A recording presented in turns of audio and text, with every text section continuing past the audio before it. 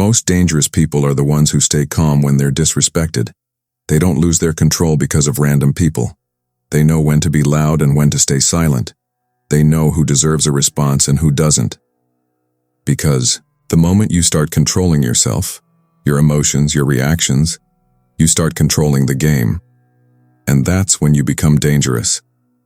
But what does it really mean to be dangerous in this sense? We're not talking about physical violence or aggression. We're talking about something far more unsettling, something that makes people uncomfortable in boardrooms, negotiations, and even casual conversations. Think about it. What really scares you more? Someone who shouts when they're angry, or someone who just stares back at you with complete silence? The truth is, power doesn't always show itself in volume or in chaos or in dramatic gestures. Real power, the kind that unsettles people down to their bones, is quiet. It's disciplined. It's controlled. We live in a world where people are constantly triggered, constantly reacting. A small insult online, and you see paragraphs of rage, a disrespectful coworker, and suddenly a shouting match erupts. Most people are predictable. They respond with raw emotion, and that predictability makes them weak. Here's the thing. When someone doesn't react the way you expect, when they don't flinch, don't panic, don't explode, it unnerves you. It forces you to question your own moves. It makes you second-guess yourself. This is why calmness is not passivity. It's not weakness. This is about wielding a form of power so subtle, so sophisticated that most people don't even recognize it's happening to them. It's the difference between a storm and a glacier. The storm is loud, dramatic, impossible to ignore. But the glacier carves mountains. Today, we're going to go deep into this. Why calmness is unsettling, how manipulators use provocation, and how calm people turn the tables, and how emotional discipline transforms ordinary people into leaders, warriors, and legends. Psychology has a name for this: emotional regulation, the ability to govern your feelings instead of being governed by them. Let me tell you why this is so powerful. Imagine two chess players. One slams the pieces, mutters under his breath, gets red-faced after every move. The other just sits there, calm, eyes steady, expression unreadable. Who has the advantage? Not the loud one, because the calm one is a mystery. He reveals nothing. He gives no free information. This is the psychological weight of calmness. It creates uncertainty. And here's the uncomfortable truth. Humans are wired to read emotional reactions. We've spent thousands of years learning to interpret facial expressions, voice tones, body language. It's how we survived. It's how we knew who was friend or foe, who was weak or strong, who could be trusted or feared. But what happens when someone breaks this ancient code? When you react predictably to disrespect, when you get angry, defensive, or upset, you're following a script that everyone can read. Your reaction tells the other person exactly where you stand, what your weaknesses are, how to push your buttons. You become manageable. But when someone is calm under stress, it's like looking into a mirror that gives nothing back. You can't tell if they're plotting revenge, if they don't care, or if they're simply stronger than you. They become unreadable. And unreadable people are, by definition, unpredictable. Marcus Aurelius, the Roman emperor and Stoic philosopher, understood this centuries ago when he wrote, "You have power over your mind, not outside events. Realize this and you will find strength." But he wasn't just talking about inner peace. He was giving a strategy for survival in politics, in battle, in life. Because once your mind is steady, the outside world loses its grip on you. Consider this scenario. You're in a meeting. A colleague publicly challenges your idea, their tone dripping with condescension. The room goes quiet. Everyone's watching. Your heart rate spikes. Your face flushes. This is the moment. Most people would respond immediately. They'd defend themselves, maybe attack back, certainly show some visible sign of being affected. And in that moment, they'd lose. Not because their counterargument was wrong, but because their reaction revealed their hand. But what if you just paused? What if you leaned back slightly, maintained eye contact, and said nothing for 3 heartbeats? What if, when you finally spoke, Your voice was actually softer than before. Suddenly, everyone in that room is recalibrating. The person who challenged you expected a reaction. They were counting on it. Instead, they're faced with something they can't compute. Your calmness forces them to question whether they misread the situation, whether you know something they don't, whether you're setting a trap they can't see. This is what psychologists call emotional regulation as social influence. When you control your emotional responses, you don't just change your internal state, you change the entire social dynamic around you. Dr. Daniel Goleman, who popularized the concept of emotional intelligence, found that people with high emotional regulation don't just perform better individually. They actually influence the emotional climate of entire groups.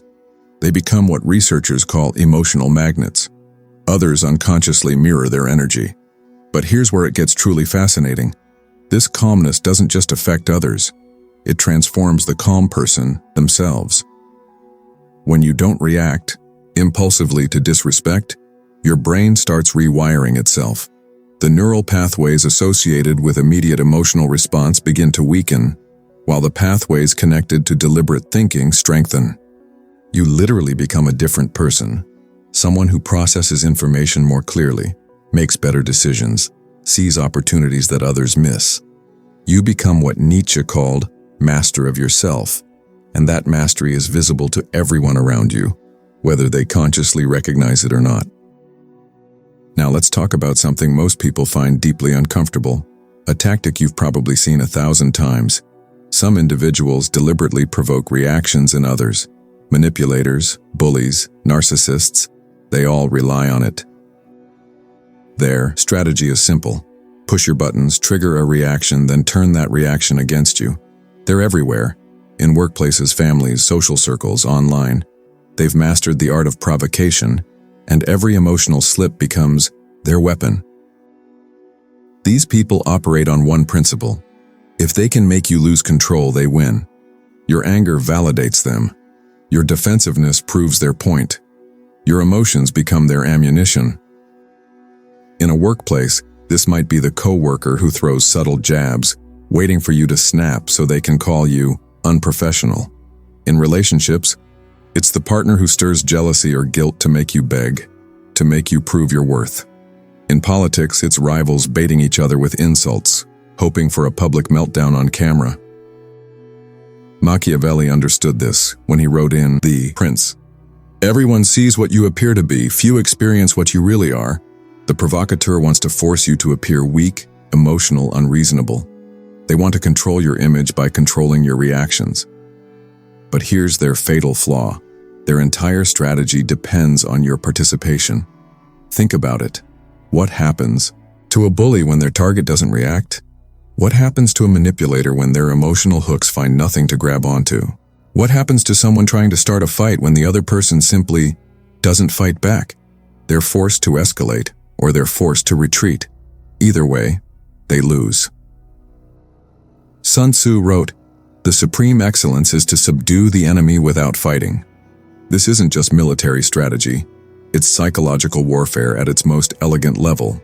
When you remain calm in the face of provocation, you're not just refusing to play their game. You're changing the rules entirely. Let me tell you about a CEO I once observed during a hostile takeover attempt. The attacking company's representatives came in aggressive, insulting, designed to rattle him into making poor decisions. They questioned his competence, attacked his track record, made personal jabs about his leadership style. He sat there, listening, taking notes, when they finished their verbal assault. He paused, looked up from his notes, and said quietly, "Is there anything else you'd like to add before we discuss the actual proposal?" The room shifted. The attackers, who had expected defensiveness, anger, or at least visible discomfort, suddenly found themselves in uncharted territory. Their aggressive posturing now seemed excessive, unprofessional, desperate. By the end of the meeting, they were the ones who looked weak. His calmness had transformed their aggression into a liability. This is what I call emotional Aikido, using your opponent's aggressive energy against them. But unlike physical Aikido, this requires no special training, no years of practice. It requires only one thing: the decision to not give others control over your emotional state. Seneca, the Stoic philosopher, put it this way: every new beginning comes from some other beginning's end. When you stop reacting impulsively to disrespect, something else begins, your actual power. But why is this so difficult for most people? Why do we naturally want to react when disrespected? It comes down to evolutionary psychology. For thousands of years, immediate retaliation to disrespect was often necessary for survival. If someone challenged your status in the tribe, you had to respond or risk being seen as weak, which could mean death. Those reflexes are still hardwired into us. But we're no longer living in tribes where physical dominance determines survival. We're living in complex social and professional environments where different rules apply. The person who can adapt to these new rules, who can override their primitive impulses and operate at a higher level, gains a tremendous advantage. Let's talk about what happens when someone truly masters this level of emotional discipline. When you train yourself to control emotions, you're not just avoiding mistakes. You're building a different version of yourself, a version that's harder to manipulate, harder to break, harder to predict. Because the transformation isn't gradual, it's dramatic. It's the difference between being reactive and being strategic, between being a participant in other people's games and being the one who sets the rules. History gives us perfect examples. Consider Abraham Lincoln during the Civil War. The man was constantly attacked, ridiculed, threatened. Political cartoons portrayed him as incompetent. Newspapers called him names that would make modern trolls blush. His own cabinet members often disrespected him to his face. And yet, he remained remarkably calm and measured in his responses. Not because he was weak or passive, but because he understood something profound. His reactions would either unite the country or divide it further. His emotional discipline wasn't just personal, it was presidential. When General McClellan publicly criticized Lincoln's leadership, calling him unfit for command, Lincoln's response wasn't anger or defensive justification. Instead, he quietly gathered information, made his assessment, and when the time was right, simply replaced McClellan. No drama, no public confrontation, just strategic action. This is what real power looks like. It doesn't announce itself. It doesn't need to prove anything. It simply acts. But you don't have to be a historical figure to understand this transformation. Think about someone in your own life who embodies this quality. Maybe it's a boss who never seems rattled even during crises. Maybe it's a friend who remains centered no matter what chaos surrounds them. Maybe it's someone you've only met briefly, but their presence left an impression. What you're recognizing in these people is what psychologists call emotional mastery, and it's not something they were born with. It's something they developed through conscious practice and deliberate choice. Here's what happens when you start practicing this level of emotional discipline. First, you begin to see situations more clearly. When you're not emotionally hijacked by disrespect or provocation, your analytical mind can actually function. You start noticing patterns, who's trying to manipulate you, what their real motivations are, what the actual stakes are versus what they want you to think the stakes are. Second, other people start treating you differently, not just with more respect, but with a kind of cautious regard. They can sense that their usual social manipulation tactics won't work on you. You become someone they have to actually engage with honestly, rather than someone they can control through emotional pressure. Third, you develop what I call strategic patience. Instead of reacting to events, you start responding to them. The difference is timing. Reactions are immediate and often suboptimal. Responses are considered and intentional. Marcus Aurelius captured this perfectly. How much trouble he avoids who does not look to see what his neighbor says or does, but only to what he does himself. But here's perhaps the most profound transformation. You stop needing validation from others. When someone disrespects you and you don't react, you're not suppressing your feelings. You're genuinely unaffected because their opinion of you has no bearing on your opinion of yourself. This isn't arrogance. It's the opposite. It's such deep self-security that external validation becomes irrelevant. Think about it this way. If someone random on the street told you that your mathematical skills were terrible, and you happened to be a mathematics professor. Would you be offended? Probably not. You'd be confused, maybe amused, but not hurt. That's because their opinion carries no weight in an area where you know your worth. When you develop true emotional discipline, you extend that same dynamic to all areas of your life. Other people's attempts to disrespect you become as relevant as a stranger's random opinion about your mathematical abilities. But this transformation requires a fundamental shift in how you view conflict itself. Most people see conflict as something to win or lose, to engage with or avoid. But the emotionally disciplined person sees conflict as information. What is this person really trying to accomplish? What are they afraid of? What do they think they can gain by provoking me? Once you start asking these questions instead of just reacting to the provocation, you move from being a participant in the conflict to being an observer of it. And observers have a crucial advantage. They can see the whole board while the players are focused on their next move. There's something else happening when you master emotional discipline in the face of disrespect. You unconsciously become a leader. Not because you're trying to lead, but because leadership is fundamentally about emotional regulation under pressure. Think about every great leader you've studied or encountered personally. What did they have in common? It wasn't charisma, though some had it. It wasn't intelligence, though most were smart. It was emotional steadiness when others were falling apart. Winston Churchill during the Blitz, Nelson Mandela during his imprisonment and afterward, Steve Jobs during Apple's near bankruptcy. These weren't just people with good ideas. They were people who could maintain their composure and think clearly when everyone else was panicking. This quality is magnetic because it's rare. In a world full of reactive people, the person who stays calm becomes the center of gravity.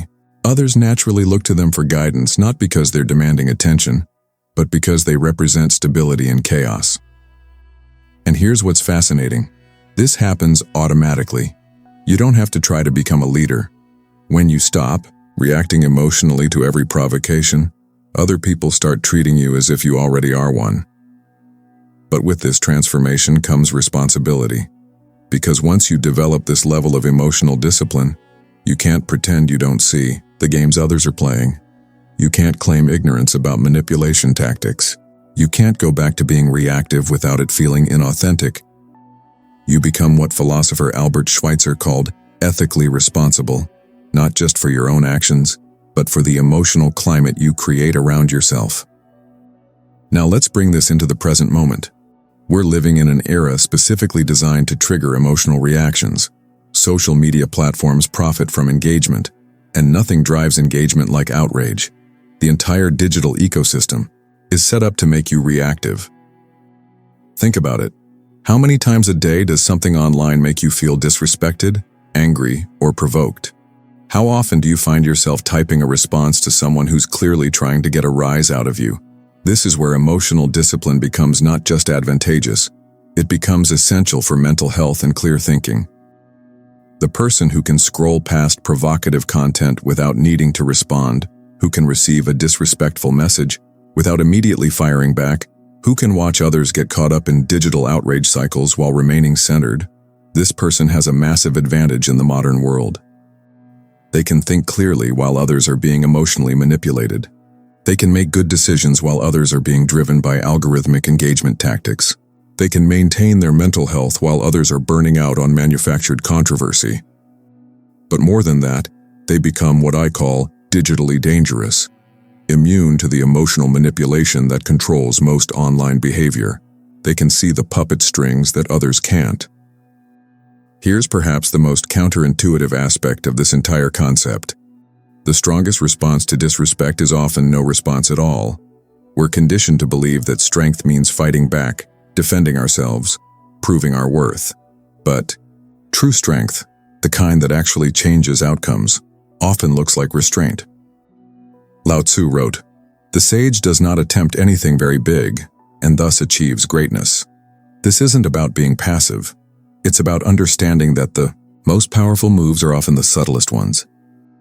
When someone disrespects you and you don't react, you're not being weak. You're being strategic. You're refusing to give them what they want, your emotional energy, your defensive response, your validation of their behavior. Instead, you're forcing them to confront something much more uncomfortable, the possibility that their opinion of you doesn't matter enough to you to warrant a response. This creates what psychologists call cognitive dissonance in the other person. Their behavior was designed to elicit a specific response.